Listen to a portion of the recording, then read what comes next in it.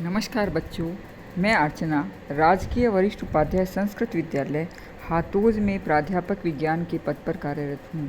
आज हम कक्षा 11 में सामान्य विज्ञान विषय में अध्याय 16 ब्रायोफाइटा रिक्सिया एवं टेरिडोफाइटा टेरिडियम के अंतर्गत रिक्सिया का अध्ययन करेंगे। सर्वप्रथम रिक्सिया का वर्गीकरण। रिक्सिया प्रभाग ब्रायोफाइटा, वर्ग हिपेटोप्सिडा, गण मार्केसिएलीज, कुल मार्केसिएसी, वंश रिक्सिया। वितरण। रिक्सिया सर्वव्यापी होते हैं, विश्वव्यापी होते हैं। इस वंश में लगभग 140 जातियां मिलती हैं। रिक्सिया अधिकतर स्थलीय आवासों में पाया जाता है। यह मुख्यतः नम व छायादार मैदानी व निचले पहाड़ी क्षेत्रों में पाया जाता है। रिक्सिया के जीवन चक्र में 2 प्रावस्थाएं मिलती हैं, युग्मकोद्भिद व बीजाणुद्भिद। युग्मकोद्भिद का मतलब जिसमें गुणसूत्रों की संख्या अगुणित होती हैं, और बीजाणुद्भिद जिसमें गुणसूत्रों की संख्या द्विगुणित होती है। जैसा कि हम यहाँ चित्र में देख रहे हैं, ये रिक्सिया का थैलस है। तो बाह्य संरचना। युग्मकोद्भिद प्रावस्था जिसको हम कहते हैं, रिक्सिया का मुख्य पादप शरीर युग्मकोद्भिद थैलस होता है। थैलस प्राय श्यान, चपटा, पृष्ठाधारी, ये देख रहे हैं आप, चपटा है, पृष्ठाधारी है। द्विभाजी, ये द्विभाजी है। थैलस आकृति के आधार पर पादप हृदयाकार, पेचाकार या फीतेनुमा हो सकता है। थैलस की प्रत्येक शाखा के शीर्ष पर एक खांच पाई जाती है। ये हम देख रहे हैं, एक खांच पाई जाती है जिसमें एक वृद्धि बिंदु स्थित होता है। प्रत्येक शाखा की अपाक्ष सतह पर मध्य सिरा क्षेत्र में एक अनुदैर्ध्य खांच स्थित होती है। इस मध्य खांच में जननांग स्थित होते हैं। ये मध्य खांच में जननांग स्थित हैं। प्रत्येक थैलस के अभ्यक्ष सतह पर 2 प्रकार के मूलाभास पाए जाते हैं। ये 2 प्रकार, यहाँ पर ये 2 प्रकार के मूलाभास हैं। एक चिकनी भित्ति युक्त, ये चिकनी भित्ति युक्त है, और दूसरा गुल्की है जिसमें गांठें पाई जाती हैं। इन पर शल्क पाए जाते हैं। ये शल्क हैं जो बैंगनी रंग के बहुकोशिकीय व प्लेटनुमा होते हैं। नम स्थानों पर उगने वाली जो रिक्सिया है उसमें शल्क छोटे अल्पकालिक होते हैं, जबकि शुष्क आवासों में उगने वाली जातियों में शल्क बड़े और दीर्घकालिक पाए जाते हैं। अब आता है रिक्सिया की आंतरिक संरचना। रिक्सिया की आंतरिक संरचना के अंतर्गत हम ये चित्र में देख रहे हैं, ये रिक्सिया की आंतरिक संरचना का चित्र है। इसमें हम देखते हैं परिपक्व रिक्सिया थैलस की आंतरिक संरचना में 2 स्पष्ट क्षेत्रों में विभक्त है। ये ऊपरी प्रकाश संश्लेषी और निचला जो है वह संचय क्षेत्र कहलाता है।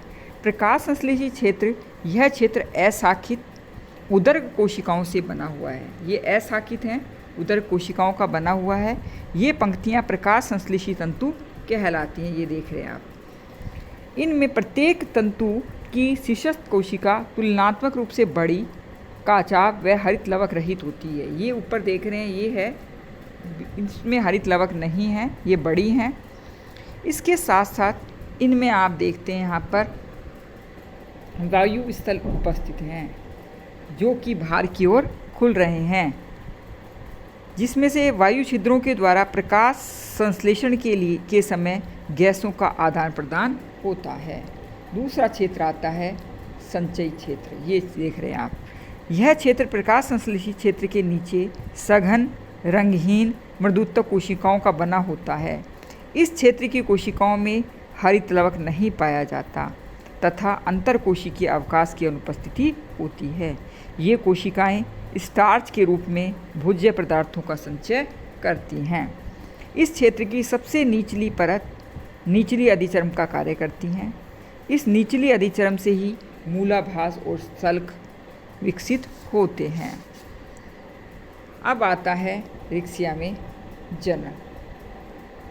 रिक्सिया में जो जनन की क्रिया है वह कायिक और लैंगिक प्रकार से होती है।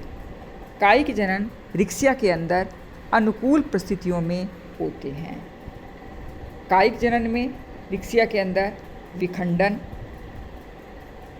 इसमें पुराने थैलस के धीरे धीरे मृत होने के कारण दोनों द्विभाजी शाखाएं अलग हो जाती हैं तथा प्रत्येक पृथक हुई शाखा एक स्वतंत्र थैलस के रूप में विकसित होती है।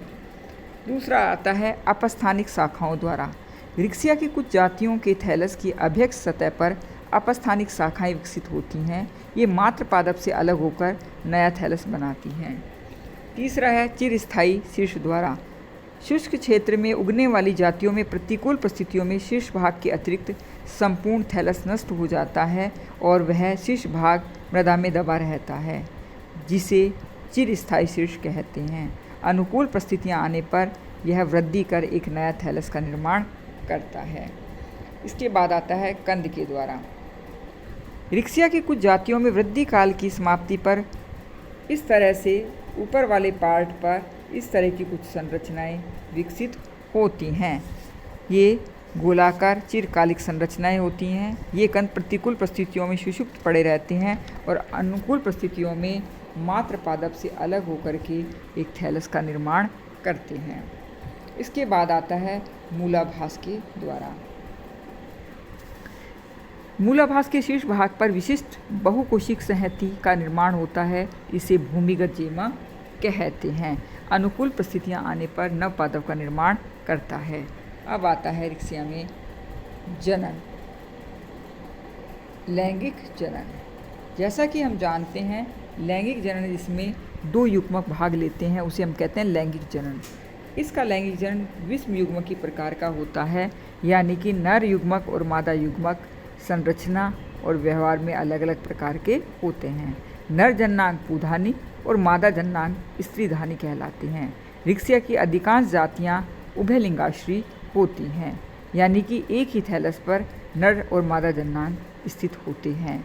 सर्वप्रथम हम पढ़ते हैं पुधानी के बारे में। पुधानी क्या है? पुधानी थैलस के अपाक सतह पर मध्य शिरा में एकल रूप से अग्राभिसारी क्रम में विकसित होती हैं, यानी कि ऊपर की तरफ नई पुधानी शीर्ष भाग पर और नीचे की तरफ पुरानी पुधानी स्थित होती हैं। अब आता है रिक्सिया के पुधानी का परिवर्धन। ये रिक्सिया के पुधानी के परिवर्धन के चित्र हैं। इनको देख करके हम अध्ययन करते हैं। ये रिक्सिया की एक परिपक्व पुधानी है जिसमें व्रंत है।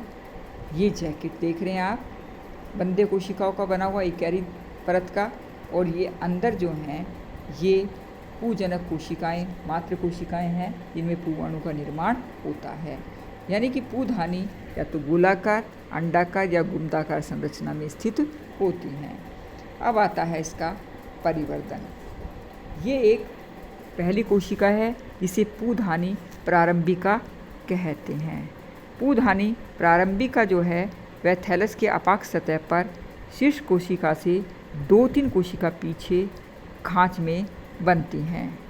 पुधानी प्रारंभिक कोशिका अन्य कोशिकाओं से अलग दिखाई देती हैं क्योंकि ये बड़ी होती हैं और इनमें सघन कोशिका द्रव्य भरा होता है।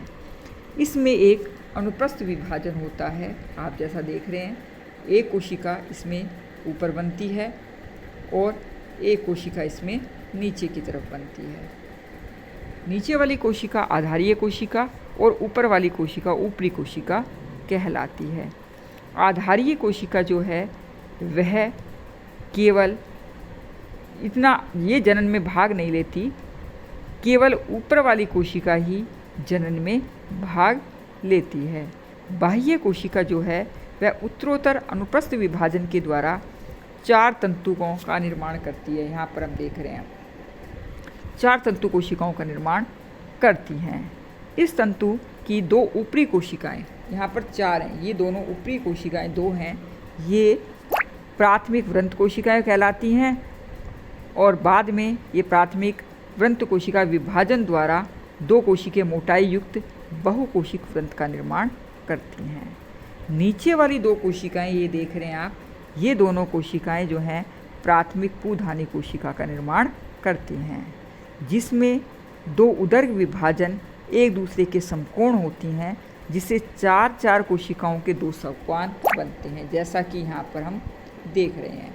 यहाँ 4 दिखाई दे रही हैं बाहर की तरफ, 4 पीछे की तरफ होती हैं।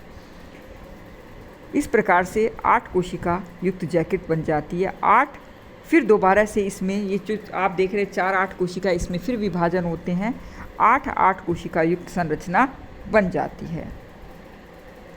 इसमें से 8 कोशिकाएं जो हैं वह बाहर वाली 8 कोशिकाएं जो हैं वह पूधानी जैकेट का निर्माण करती हैं, और पीछे वाली जो कोशिकाएं हैं वह प्राथमिक पुंजनक कोशिका, जबकि प्राथमिक पुंजनक कोशिकाएं उत्तरोत्तर विभाजन के द्वारा अनेक कोशिकाएं बनाती हैं। ये वाली प्राथमिक पुंजनक कोशिकाएं, ये कोशिकाएं उत्तरोत्तर विभाजन के द्वारा अनेक कोशिकाएं बनाती हैं, जिन्हें पुमणु मात्र कोशिका कहती हैं। इस प्रकार से ये बाहर वाली कोशिकाएं जैकेट कोशिकाओं का निर्माण कर रही हैं और अंदर ये पुंजनक कोशिकाएं बन रही हैं। ये पुंजनक कोशिकाएं जो हैं इन्हें शुक्राणु मात्र कोशिका कहा जाता है।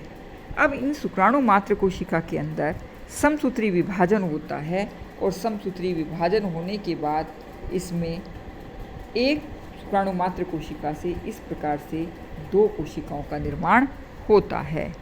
ये 2 कोशिकाएं जो हैं यह 2 पुन कोशिका बनाती हैं, और इसमें कायांतरण होता है। कायांतरण होने के बाद, क्योंकि ये दोनों एक ही भित्ति में स्थित है, बाद में इसमें कायांतरण होता है और इससे एक कुंडलित द्विकशाभिक संरचना बनती है, जिसे पुमणु कहा जाता है। यहाँ पर आपके इसके अंदर अर्धसूत्री विभाजन लिखा है, जो कि गलत है। यहाँ पर अर्धसूत्री विभाजन नहीं होगा, यहाँ पर ये कट जाएगा। पुमणु मात्र कोशिका में यहाँ पर समसूत्री विभाजन होता है, 4 कोशिकाएं नहीं बनती, यहाँ पर 2 कोशिकाएं ही बनती हैं, जैसा कि आप यहाँ पर इसमें चित्र में आपने अभी देखा था। इस प्रकार से यहाँ पर केवल 2 कोशिकाओं का निर्माण ही होता है। आगे हम पढ़ेंगे परिपक्व पूधानी।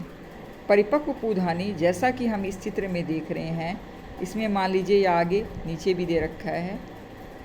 परिपक्व पूधानी सैवरंत होती है, गोलाकार, अंडाकार, गुंडाकार होती है। ये जैकेट से घिरी हुई होती है।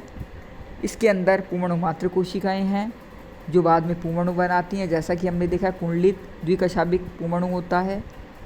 पूधानी स्फुटन के लिए जल की आवश्यकता पड़ती है, और पूधानी जैकेट की शीर्ष कोशिकाएं जल अवशोषित कर करके विघटित हो जाती हैं, और इसके बाद ये फूल जाती हैं। दबाव पड़ने से पूधानी फट जाती है, पुमणु मुक्त हो जाते हैं, और मुक्त होने के बाद जल के संपर्क में आकर के तैरने लगते हैं। धन्यवाद। आगे हम फिर पढ़ें।